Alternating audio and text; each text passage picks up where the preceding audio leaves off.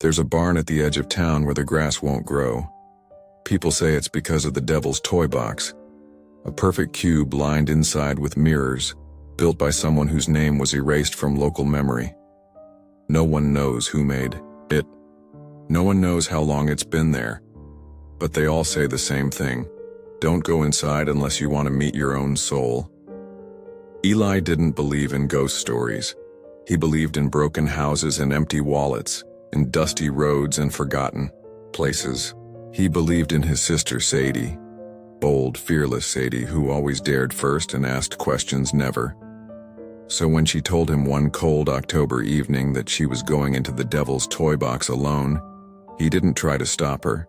He just said, "Leave the door open." She laughed. "What, you scared I won't come out?" She didn't. Now, months later, Eli stands in front of that same barn. The wood is rotted, the air still. He hasn't told anyone.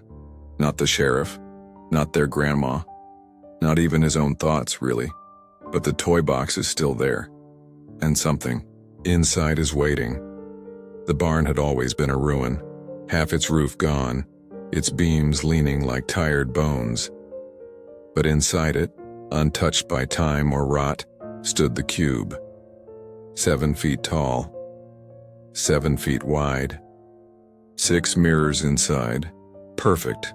Sadie had read about it on some online forum. A cursed object, they said. One of the 7 gateways to hell. A modern myth, shaped like a toy. She laughed when she read it. "I bet it's just a mirror maze," she said. "Or some old farmer's weird art project." But the day she entered, something changed. Eli had waited outside, arms crossed, shivering in the fall air. 5 minutes, 10, 20. "Sadie," he yelled. Nothing. He peeked inside the box, expecting to see her reflection. But all he saw was himself. Thousands of him, reflected again and again into a tunnel of silent, staring faces. He ran. Now, months later, guilt has grown like mold in his chest. Their grandmother thinks Sadie ran away. The town doesn't ask questions anymore, but Eli knows better. He dreams of mirrors now, of Sadie's voice echoing through endless glass. "Come in," she whispers. It's not so bad. He wakes up in sweat, the corners of his room warping like bent reflections. One night, unable to resist, he returns. Inside the barn, the box hums faintly, like a wire straining under pressure. And the door? It's open. Not cracked. Not broken. Open. Warm light spills from it. Not yellow, not white. Red. Eli steps closer. His breath fogs, even though the air feels hot. Inside the box, mirrors stretch into infinity again. But this time there's something new. A flicker, a shadow, a hand pressed against one mirror, and a voice, barely a whisper, saying his name. Eli. He turns to run, but his reflection doesn't. Eli didn't tell anyone he returned to the barn. He couldn't. Not even if he wanted to. Every time he tried to speak Sadie's name aloud, his throat felt like it filled with glass. So he started writing instead. Journals, notes. He scribbled every detail. The light, the voice, the feeling that the box had changed. At night, he heard creaks behind the walls and the mirrors. They started to act strange. The bathroom mirror showed movement when he stood still. The hallway one distorted his face just slightly, like a ripple in water. Once he saw someone else entirely, not himself, not Sadie, just a boy with no eyes. Eli tried to destroy the mirror in his room, but when he smashed it with a hammer, the cracks formed the shape of a face, and smiling, he stopped sleeping. His grandmother noticed. "You miss her," she said, patting his hand. "You can talk to me." But he couldn't. Every time he tried, the world tilted, like a funhouse room that never stopped spinning. One day, he found a photo in his pocket. An old Polaroid. Faded. It was the inside of the devil's toy box. He never took that photo. There, in the far end of the mirrored tunnel, was Sadie, standing. Hands at her side, eyes closed. Behind her, something tall and twisted watched. The photo was warm to the touch. The mirrors were opening again. He knew it. The toy box wasn't just a trap. It was a door, and something had walked through. The next morning, Eli woke to the sound of humming. Soft, childlike, but he was alone. The mirror on his wall was different. He couldn't explain how, only that it felt different. Like it was heavier, deeper somehow. Like it wasn't reflecting his room anymore, but showing something beneath it. He stood in front of it, careful, cautious. His reflection stared back, and then smiled again. Only this time, he didn't. Eli staggered backward. The smile in the glass stayed frozen for a few seconds longer than it should have, before slowly fading, replaced by something else. A hand. It pressed against the inside of the glass. Pale. Thin. Wrong. Then another. Then a face. Sadie's. But she wasn't screaming now. She wasn't afraid. She was whispering something. Slowly, rhythmically like a chant. Eli leaned closer and then, crack, a thin split appeared in the middle of the mirror.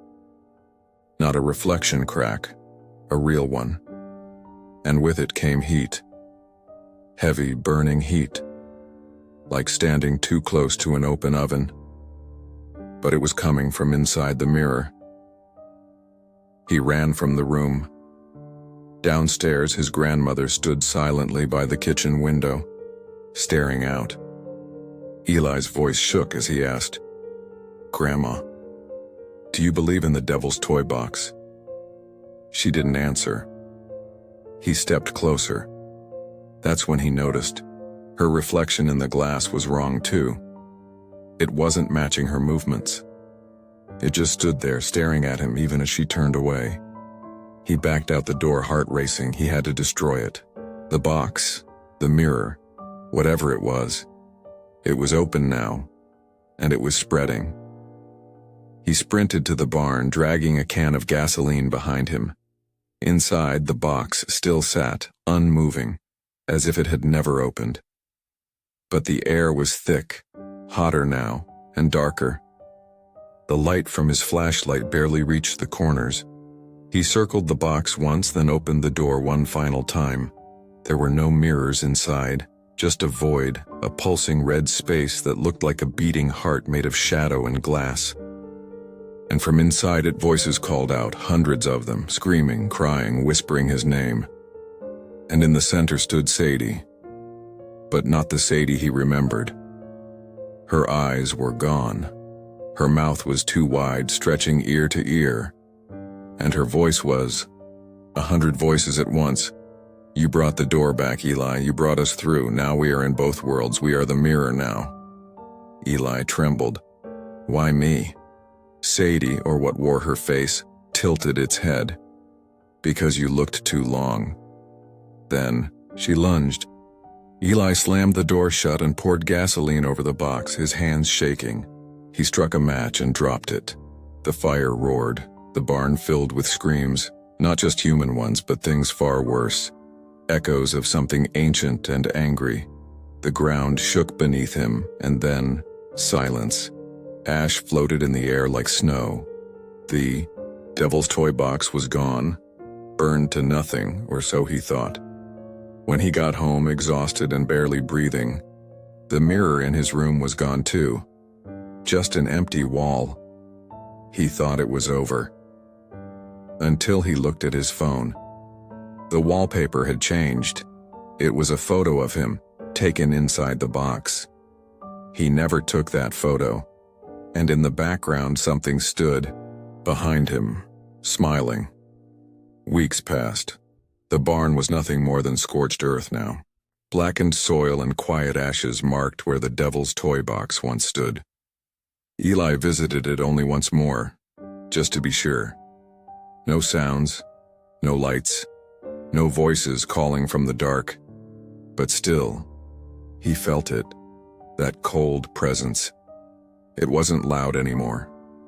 It didn't scream or cry, but it was there, lingering, like a shadow you couldn't find the source of, like a mirror catching movement that wasn't real. He started avoiding his own reflection.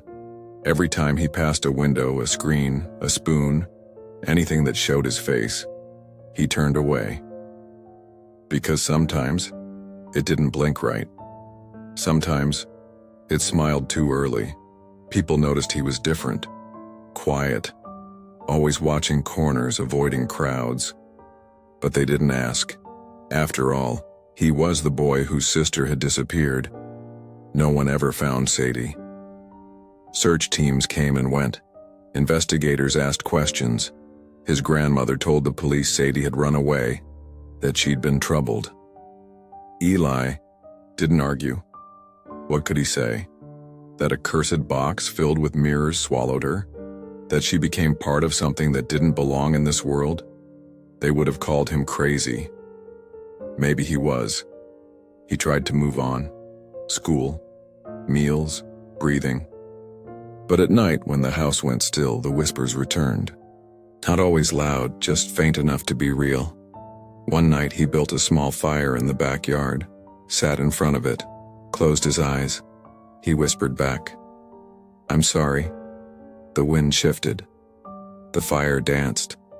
And for a moment, just a heartbeat, he heard Sadie's voice again, soft and clear like before everything changed. "Don't look too long."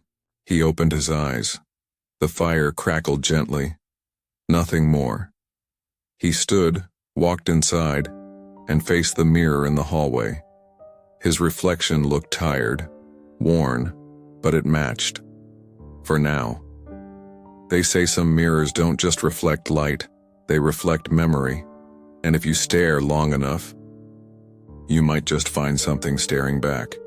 Something that remembers you. Something that waits. Eli never touched a mirror again. But sometimes, late at night, when the world is quiet and still, he swears he sees one in the corner of his room. A faint outline framed in shadow. He doesn't go near it. He doesn't look into it. He just turns away and whispers Sadie's name before the smiling face can return.